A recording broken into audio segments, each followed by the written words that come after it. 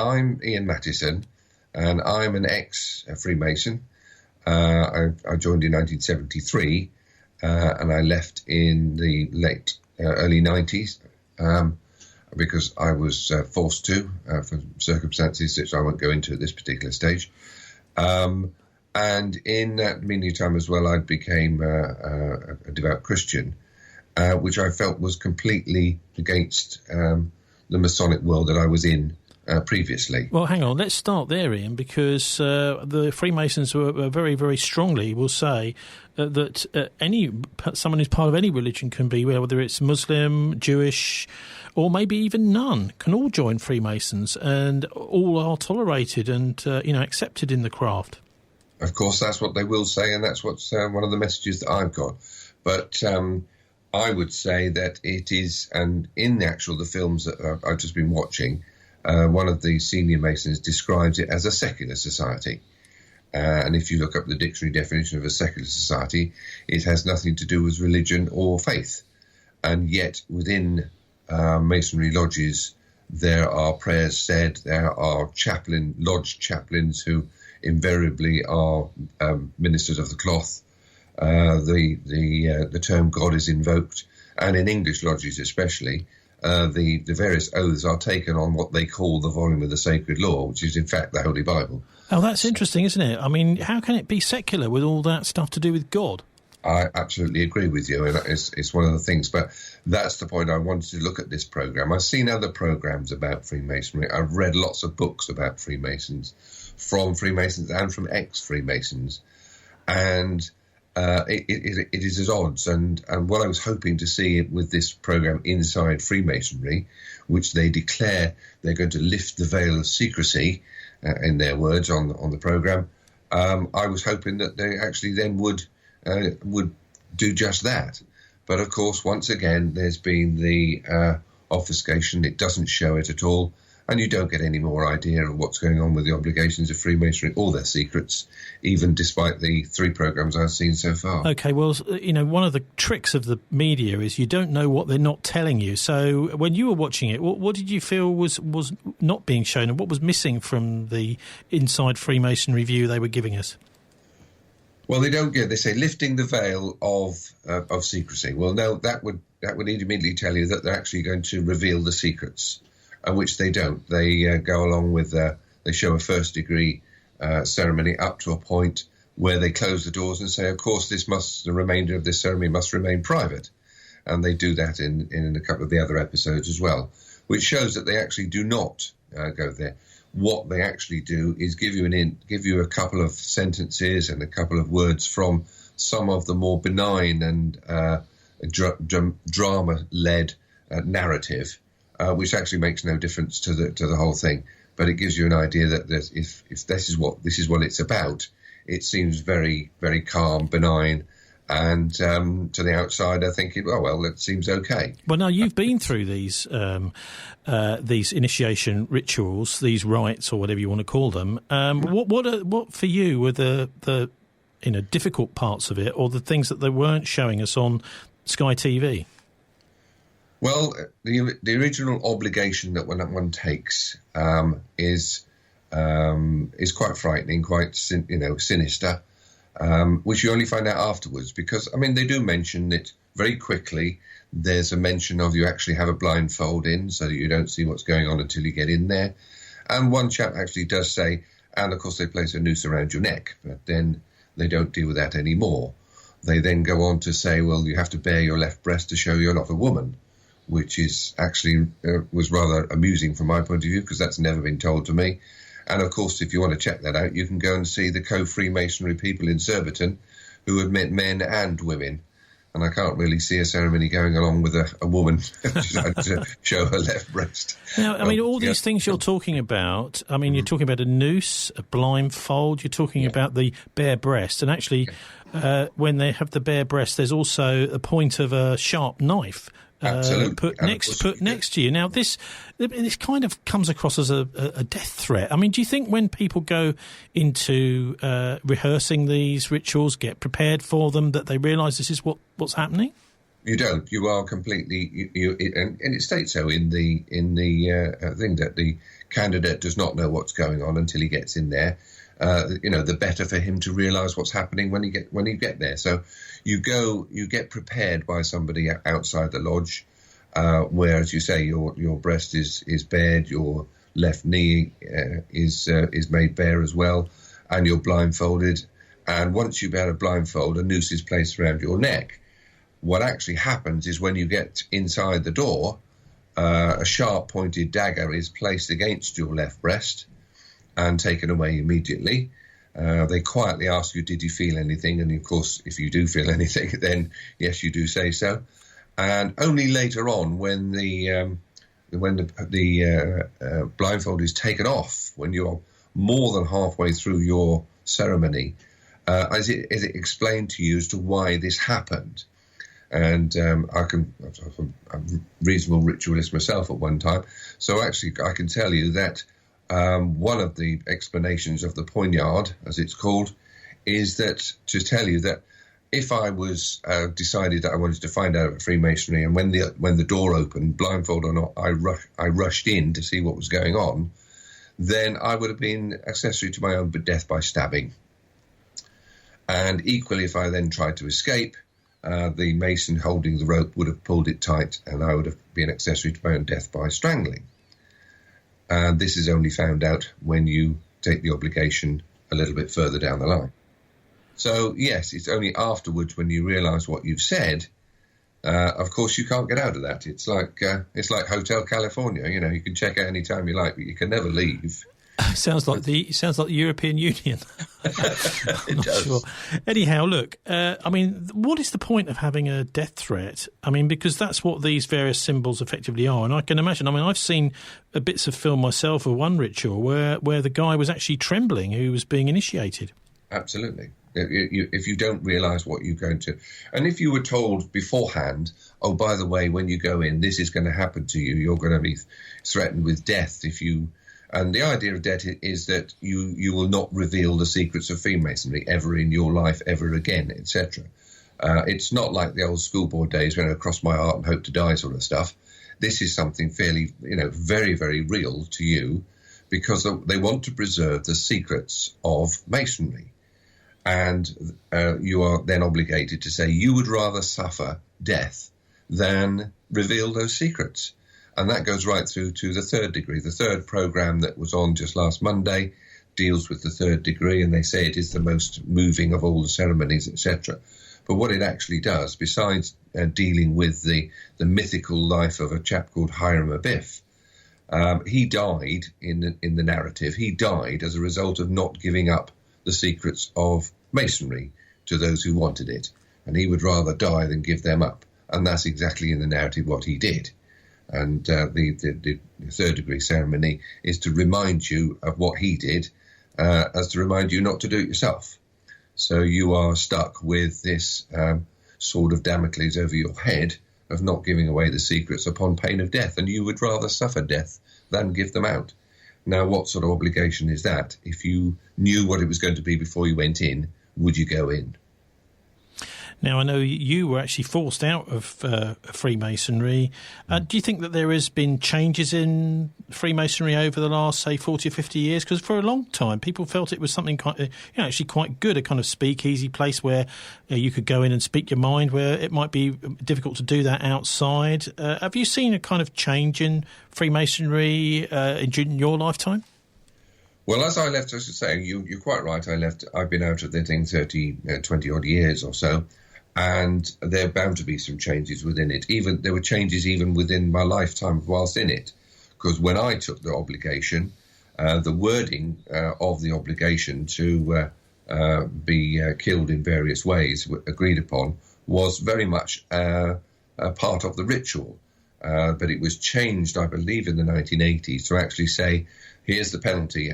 However, there is a more traditional penalty. And the traditional penalty, or the more relevant penalty, is probably even worse, in my opinion, than dying.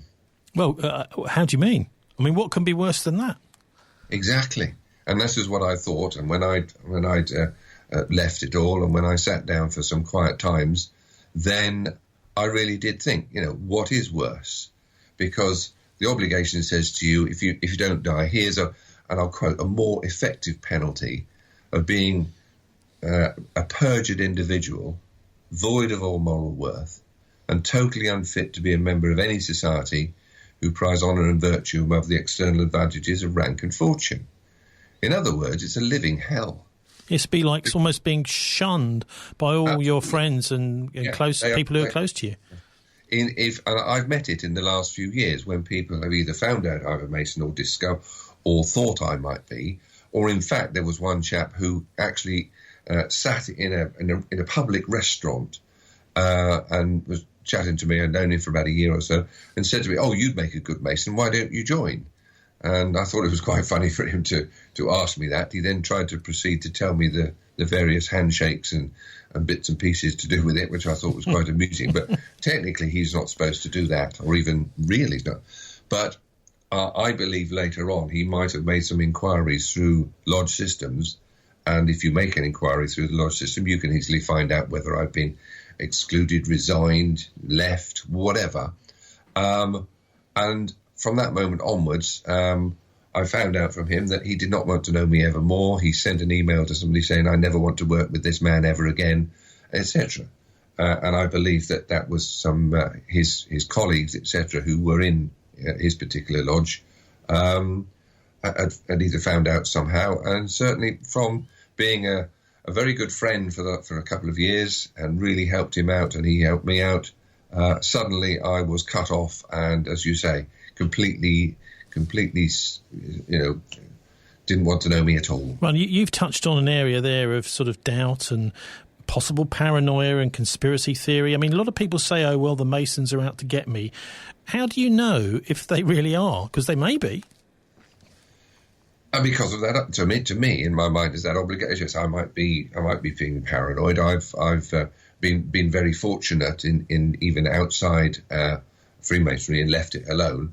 I've been fortunate is that I picked up my career from the ground upwards again, and I've had a pretty good career in the last sort of 25 years or so. But always I have been wary of the Freemasons who I've come across. And, of course, being an ex-Freemason myself, I can recognise and know who a Freemasons are. And I can take steps to avoid being associated with them. But I recognise them. They're not, these days, they're not so closed. They're rather more open about their membership, etc., than it was, say 30 years ago, when it was quite exclusive. Okay, well, back to this programme. What else have you noticed about that to make as part of your review? Well, they pride themselves on. They said that they're a very good charitable society. They've got fantastic. There's the Grand Masonic Charity, and there was people on the programme sort of preening away, saying what a lovely group we are. We raise money every year. They quoted that they raised 20 million in 2015, and 5 million went to non-Masonic charities, and making themselves out to be that there. Now, there's lots of other charitable institutions, every bit as good as them. So they're no different. And why in the program like this would they need to make themselves to be sort of so much better than any of the others? Because that's what they're saying. However, what I actually will tell you is that within the lodge, when you pay your annual dues or your membership fees, like I don't know how many clubs you may belong to, tennis club or cricket or whatever, you pay a membership fee, and as long as you pay your membership fee, you're in it. And within the membership fee of a lodge member, within his obligatory fees, which he's got to pay every year, there are contributions are taken out of those fees towards local, provincial, and the grand charity. So automatically, I'm making a payment to charity through my dues. So that's no wonder that the charities are raised. Okay, there's other events going on, like fundraising events and dinners and things like that. But generally, through the dues, one is paying an obligatory amount of money to charity. And in my opinion, if I want to give to charity, that's purely my voluntary contribution. That's what I want to pay if I wish to support any particular one. In this way, they ensure that their charity is always funded. by the members. And I just think that's not quite how I would like to go about doing it. Well, it doesn't sound quite like charity, does it? Charity is a sort of voluntary gift, and this seems like it's a sort of slice of your membership, which is definitely got to go to that charity. It doesn't sound very voluntary to me. Also, Ian, I mean, I have to ask, you as a former Freemason, seeing this programme, is there anything, I mean, say you were Rupert Murdoch commissioning this programme for Sky, what sort of demands would you be making about what should be in there?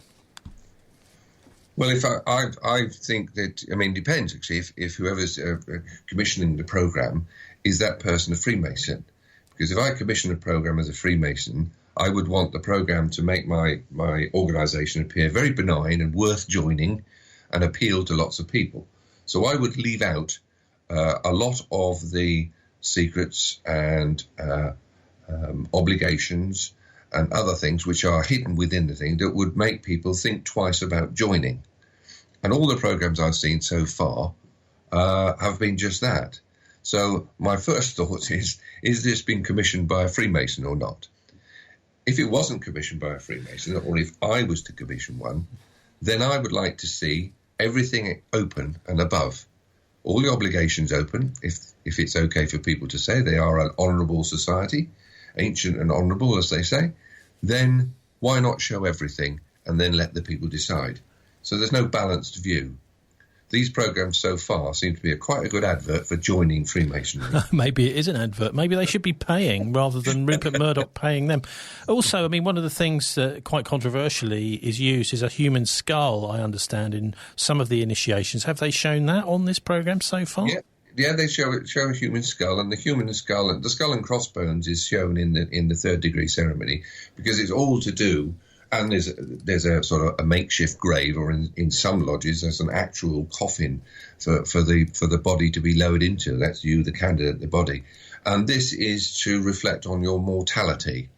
As we say, the story of Hiram Abiff, the chap who's the architect of the, was actually, it shows, and you enact out the killing of him, and then the raising of him afterwards. Back to life. Well, actually, he doesn't come back to life. He raises you up, and from the way he's raised up, are the third degree secrets are then revealed to a master mason.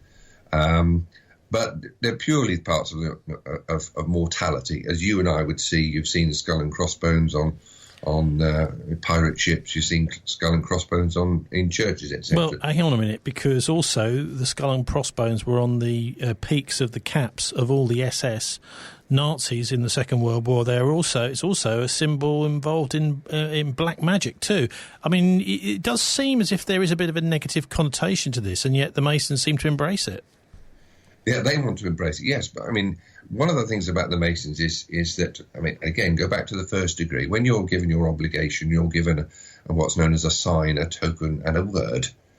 And the sign is given, and I don't know if you want to do the gesture, but if you open your right hand and stick your left thumb out at right angles to it, and then draw it across your throat from your left ear to your right ear, and then let's bring it down to your side, that is the token of a Mason. First degree, although it's always the basic one, and it's symbolic of you having your throat cut across, because that's what you agree should happen to you if you give up the secrets of Freemasonry. The token, as they say, or the handshake, as everybody knows, is a particular one. As in first degree, you'll press the knuckle of the first finger of the other guy's hand, and so on and so forth. And the word, which is a token of word, is taken straight from the Holy Bible. There's nothing, there's no extra words here and there thought up or whatever. They're taken straight out of the Holy Bible, as is the Fellowcraft is taken the story of the building of King Solomon's temple. And here we are now back within taking stories out of the Holy Bible or the Christian Bible or whatever you want to call it, and yet it's applied to what they've called, and in the programme they says, we are a secular society. Bit at odds there, aren't they? Yeah, they are, yes. Anyway, so we'll have a few more of these episodes. Ian, the other thing, of course, is when someone is a Freemason and you meet them as an ex-Mason, is it actually easy for you to suss out that there's another Mason there? 20 years ago, I would probably say be a bit more difficult. The Masons at the time, 20, 30 years ago, were rather more circumspect. They never really... Today, with programs like this one going out, people certainly if you go from German Freemasonry that coming back over here, there is the English-speaking Freemasons in Germany, etc. So if you see somebody wearing, certainly a man wearing a little forget-me-not badge in his left lapel, he's probably a Mason.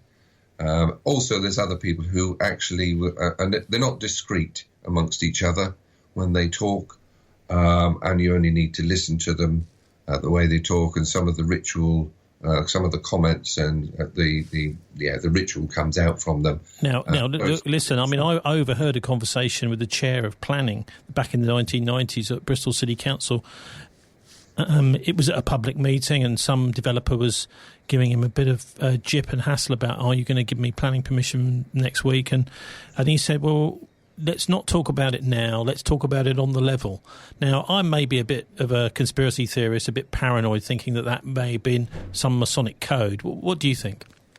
Well, it could be, because there's various things that somebody could say, well, let's go and meet on the square. Or we'll meet on the level somewhere. And they'll make some sort of comment to each other to then see if each other is a Mason.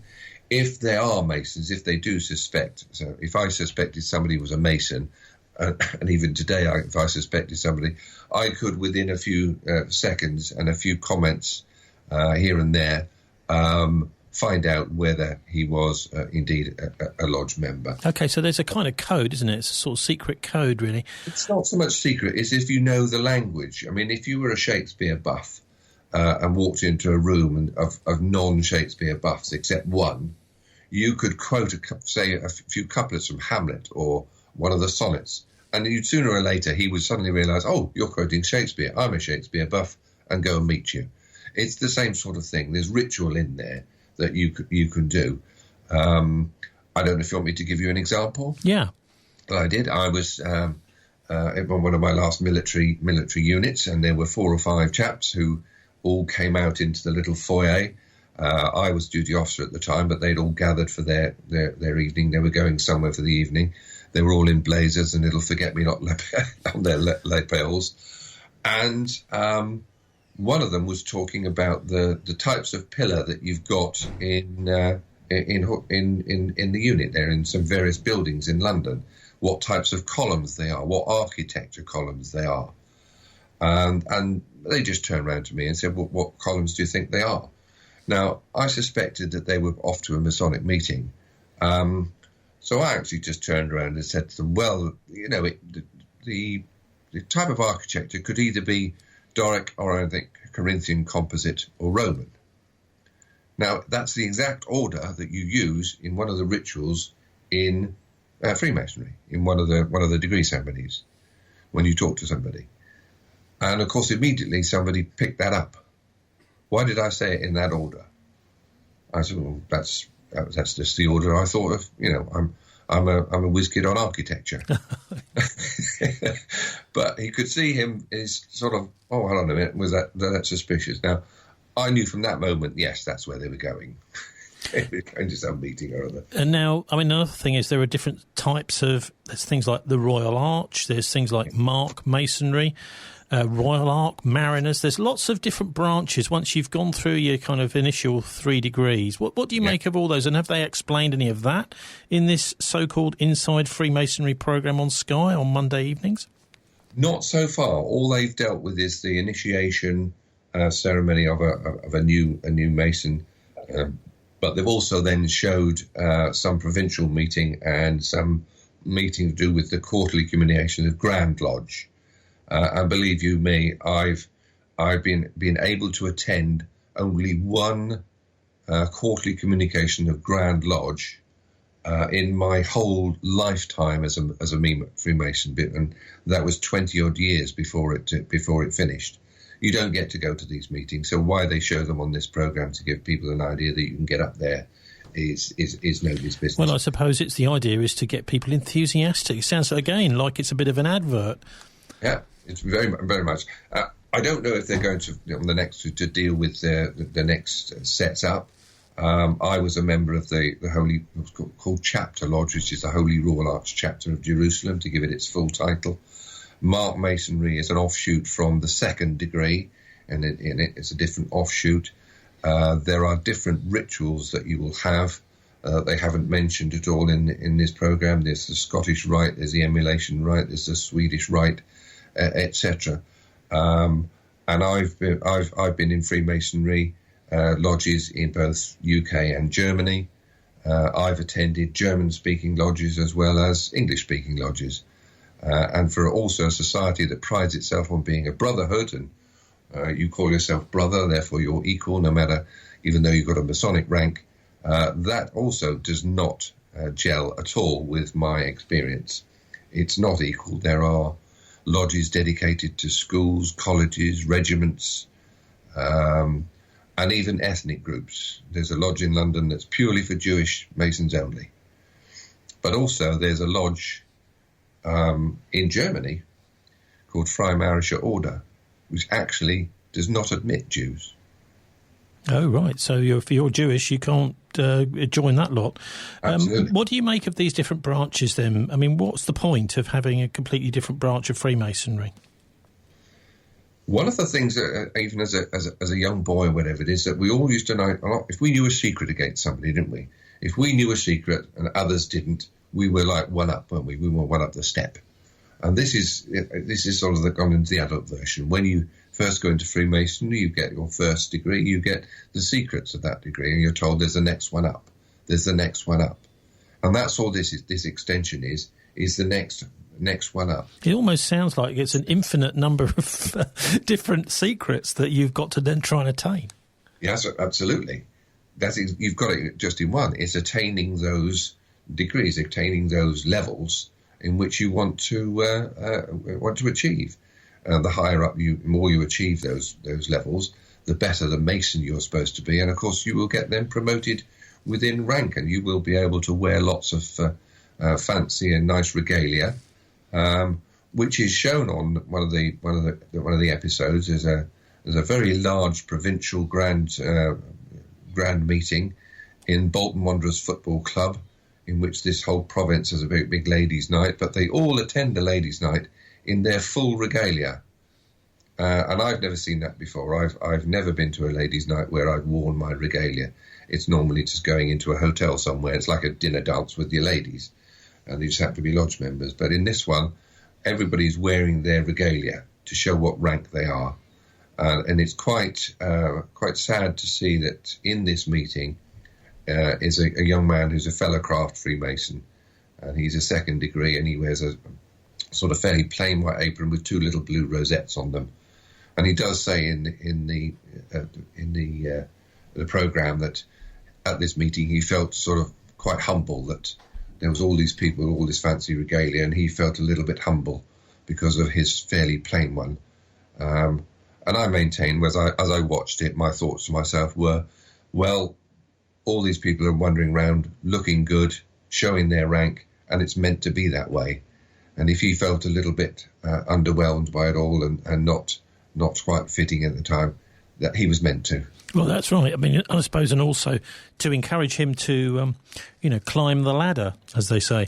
Also, I mean, how many degrees are there? Each degree is a different ritual. I mean, how many altogether? Well, you can go up. I mean, and it's mainly in the US, etc. That then there's people. I've met them and I've seen their business cards. Where on the top right-hand corner you've got 33 and a degree sign at the top, the little circle. And the 33rd degree Mason is supposed to be the highest. But I'm sure that when you get when you get to 33 degrees, I'm sure somebody will turn around and say, "Oh, by the way, here's another one." Also, I mean, you yourself were in the military. Are there any areas of public life or business or wherever? I mean, you mentioned the church too. I'm assuming that's the Church of England, not necessarily Catholics. Or, are there any areas where you think that Freemasons are particularly... there are quite a lot of Masons in that profession? Well, there's a lot of Masons in the army. There's lots of army lodges formed years ago. And there's lots of, as you say, there are lots of other military lodges as well. There's naval ones, etc. And And I mean, of course, over a number of years, I haven't heard anything over the last 20 years of various papal bulls from the Pope condemning Freemasonry, and in fact, at one stage, excommunicating Freemasons who are Catholics. And I don't know if that's been rescinded or not, but I suspect not. It's still there. So.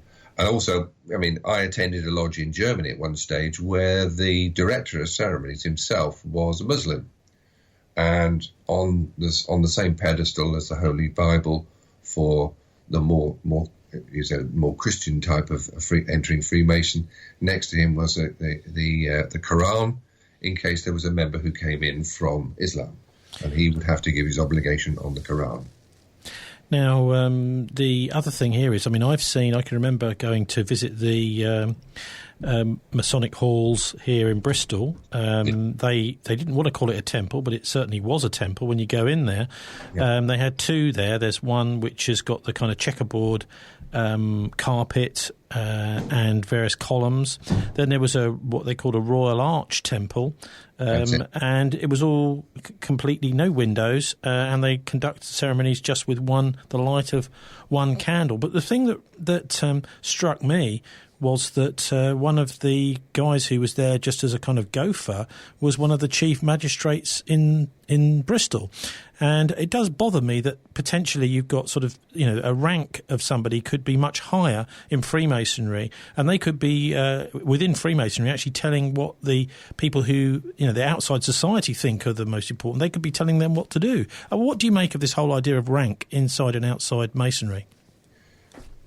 And once you're in Masonry, it doesn't matter really where you've come from or what happens. Yes, you will be you could rise to the rank of a worshipful master and be the head of the particular lodge. And to the left and right of you, let's say the military, I could have been a captain as a worshipful master. Whereas to the left and right of me are wardens who are, one's a colonel, one's a brigadier. There are, as you say, in other walks of life, somebody could be a judge, etc. But that only applies within the lodge, or supposed to be. And quite often, it has been, once you go out the lodge, take off your lodge regalia, etc., one is then usually reminded in quite no uncertain terms by those of higher station in life that, by the way, you're only senior to me once you're in there. Once you come out, I'm now brigadier, I'm now judge, I'm now head policeman, etc. You're reminded quite sternly that your place only is ranked within the lodge is once the meeting is started. So, there is different ways of doing it. Within the army, I certainly know that they would not, and they have made sure that no lance corporal makes it to worshipful master while there's a few officers present, etc. No. And what are the roles of the wardens? Because we've got here in Bristol, we've got this Society of Merchant Venturers who the families formed that, who were behind the trip of John Cabot in 1497, I think it was, discovered North America and Newfoundland and a couple of trips, and then sent a whole load of people afterwards who were really responsible for genocide of the Native Americans afterwards. But the Society of Merchant Venturers, they have a master, they have a senior warden who will be the master next year, and they also have a junior warden who's going to be the master in 2 years' time as part of the Merchant Venturers. So I wonder, does that actually reflect what goes on within Freemasonry as well? And what's the role of the wardens and the master? Oh, very much. As you say, it's to create a hierarchy. The Freemasonry didn't start off brand new. It copied a lot of things from a lot of areas. And so a master is like the head of the team. The junior and senior wardens are basically his deputies, and they will have certain duties within their areas. Like the master sits in a chair in basically the east end of what the lodge is. The senior warden is at the west, and the junior warden is in the south. And so they have little areas to look after. They have little duties to perform within the ritual.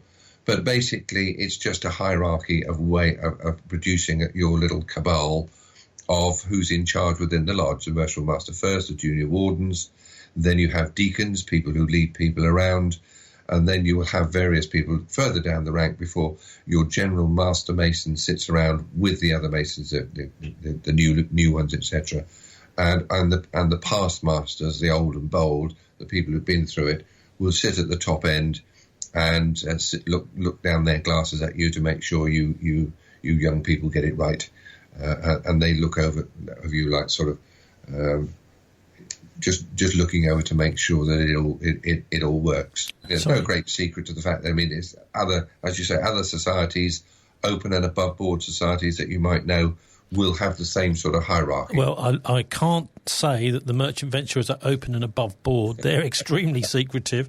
I mean, for example, they're constituted under a royal charter, so they don't have to file any accounts at Company's House or anything like that. So nobody really knows how much money they've got, how much shareholdings, investments and that sort of thing, bearer bonds. They could have foreign investments in tax havens, Swiss bank accounts. Nobody knows what they've got, you know, and they've been there for hundreds of years. There are other societies like the ancient antediluvian order of the Buffaloes.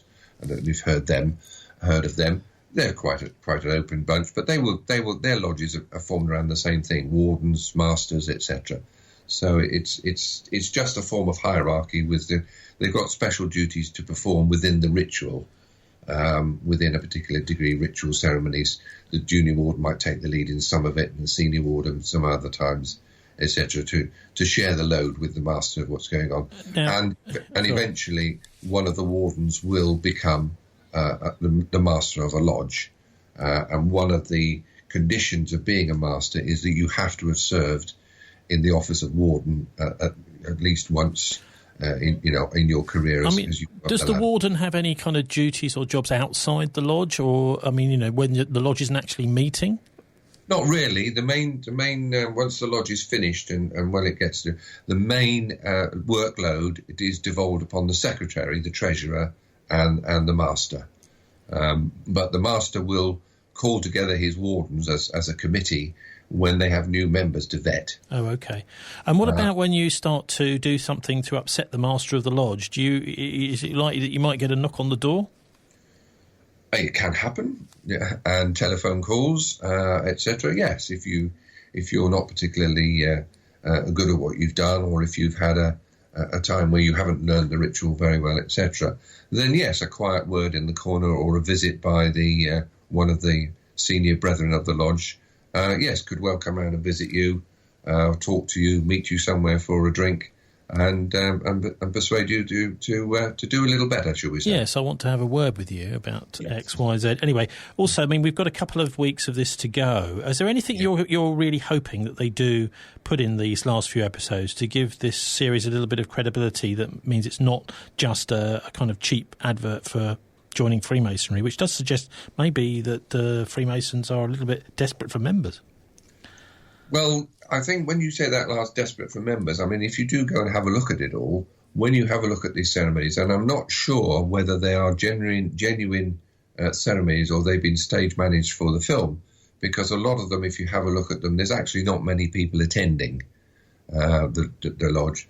There is one chap who is becoming a master of a lodge after about 5 years only of being in Freemasonry. Now, it took me 20 years to actually get up to becoming a master of a lodge. That's because I moved around, etc. But I didn't feel as though I had any experience to do that earlier than that particular time. And if you take it the fact that you would normally spend 1 year in one of the positions, then if after 4 or 5 years you're suddenly finding yourself to be master of a lodge, that also suggests to me that perhaps the membership isn't quite as large as it should be. And maybe, I don't know, I'm not looking for anything in these next 2 episodes beyond craft masonry, and I don't see that they're going to. But certainly if they haven't shown any of these secrets, and they do say so on the programs, the door is closed now and the rest of the ceremony must remain private. And then the door closes, and then, cut the film, and then the next thing the door opens and everybody says, well done, and to everybody else. I don't see that's going to change in these next 2 episodes, but I look forward to seeing them so I can get an overall view of the whole thing. But at the moment, it seems to be, as you quite rightly, perhaps it's a bit of an advert for it. It's also been pegged on this whole thing of it's 300 years since the beginning of Freemasonry. What are your thoughts? I mean, most people, I think, at least most of the books on Freemasonry, like The Brotherhood by, I'm not sure who wrote that, but anyway, Martin Short as well, Inside The Brotherhood, say that there was something very similar to Freemasonry around long before that. What's your thoughts on that particular issue of, is it really 300 years since this craft suddenly appeared out of nowhere? Well, actually, it is 1717. I studied the history of it all as well once I got into it. And in 1717, various members of sort of lodges that met locally or met in areas decided to get together, and there were 2 sections of them, and they separated for quite a number of years before they came together to be the United Grand Lodge of England. They met in one group met in one of the pubs in London, and another group met in another pub in London, but eventually they came together. But to start with, it was quite disjointed. Freemasonry is taking its lead, going right back to 1717, because that's when the earliest details appear. But for 30, 40, maybe 50 years or so, it was quite disjointed.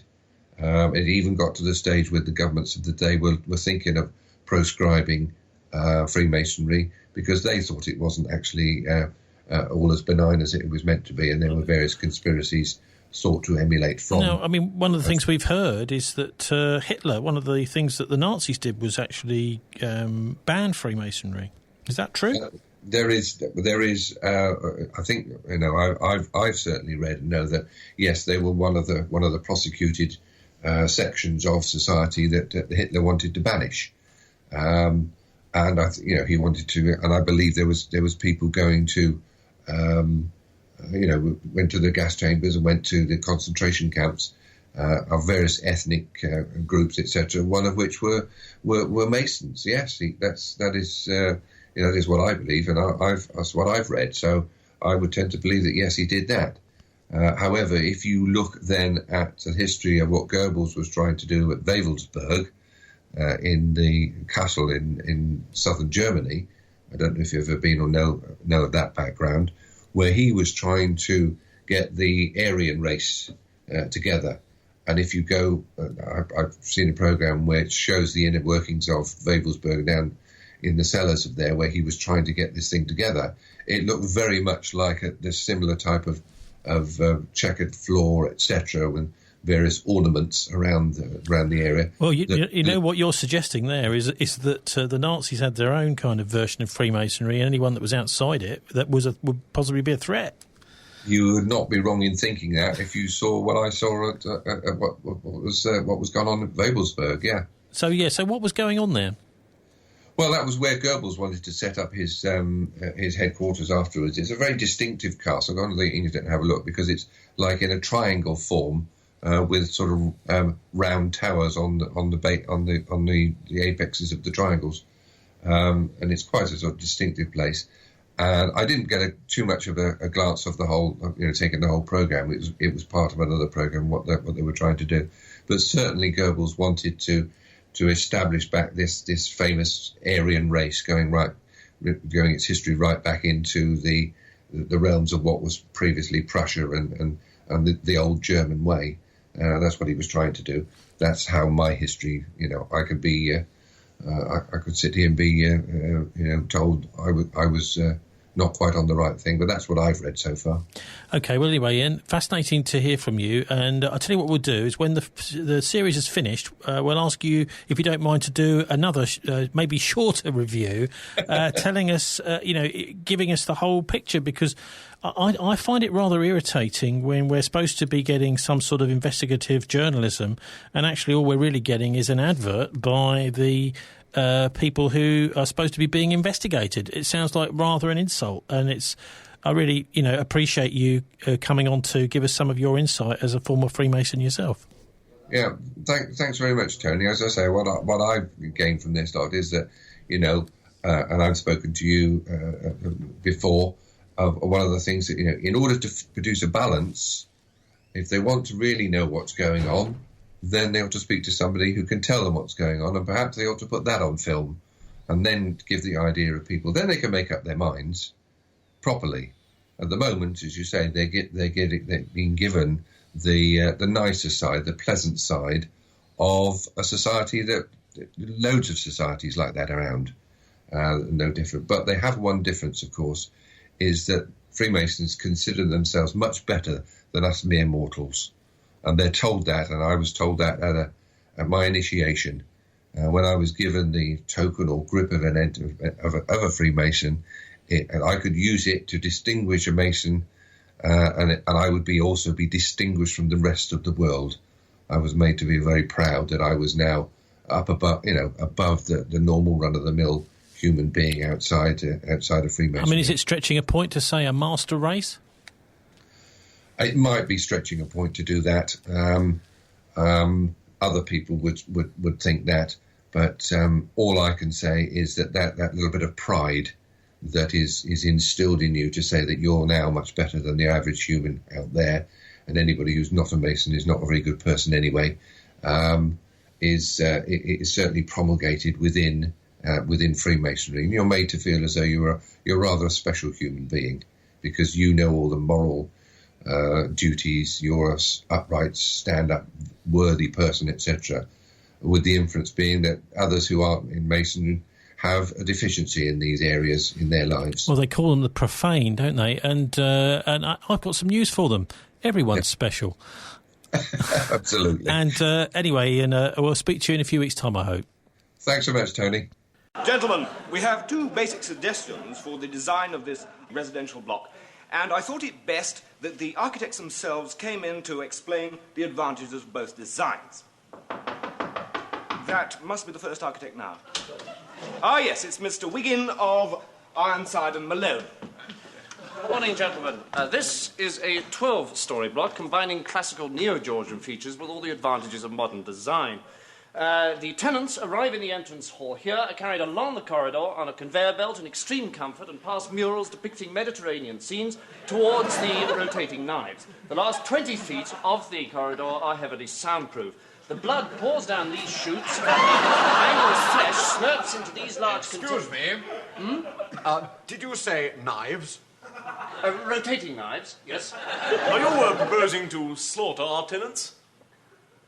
Does that not fit in with your plans? No, we wanted a simple block of flats. Ah, I see. I hadn't correctly divined your attitude towards your tenants. You see, I mainly design slaughterhouses. Yes, pity. Mind you, this is a real beaut. I mean, none of your blood caked on the walls and flesh flying out of the windows, inconveniencing passers-by with this one. I mean, my life has been building up to this. Yes, and well done. But we did want a block of flats. Well, may I ask you to reconsider? I mean, you wouldn't regret it. Think of the tourist trade. No, it's just that we wanted a block of flats and not an abattoir. Yes, well, of course, that's just the sort of blinkered, Philistine pig ignorance I've come to expect from you. Non-creative garbage. You sit there on your loathsome spotty behind, squeezing blackheads, not caring a tinker's cuss about the struggling artist. You excrement! You lousy, hypocritical, whining toadies! With your lousy coloured TV sets and your Tony Jacklin golf clubs and your bleeding Masonic handshakes! You wouldn't let me join with you, you black, boring asshole! Well, I wouldn't become a Freemason now if you went down on your lousy, stinking, polluted knees and begged me! Well, we're sorry you feel like that, but we did want a block of flats. Nice though the abattoir is. Oh, the abattoir, that's not important. But if one of you could put in a word for me, I'd love to be a Freemason. Freemasonry opens doors. I mean, I was a bit on edge just now, but if I was a Mason, I'd just sit at the back and not get in anyone's way. Thank you. I've got a second-hand apron. Thank you. I nearly got in at Hendon. Thank you. I'm sorry about that, gentlemen. The second architect is Mr. Levy of Wymus and Dibble. Oh.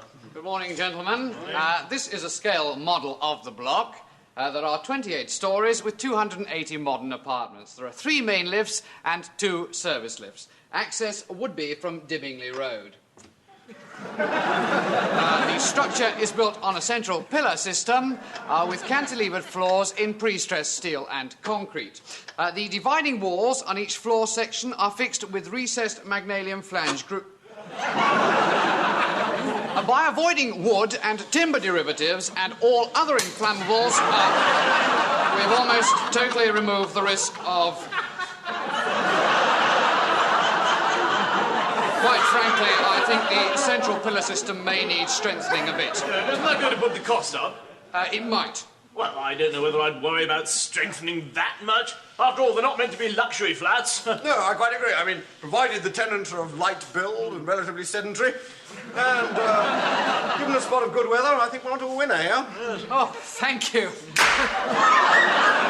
Quite agree, quite agree. Thank you very much. Thank you. It opens doors, I'm telling you. Let's have a look at that handshake again in slow motion. Well, that's all for this week. Dialects Bristol's first weekly MP3 podcast. If you're online, you can subscribe to our emails or download the podcast from dialectradio.co.uk. Thanks to our guest, Ian Mattison, former Freemason, reviewing Rupert Murdoch's Sky TV series Inside Freemasonry, which is on every Monday at the moment at 8 p.m.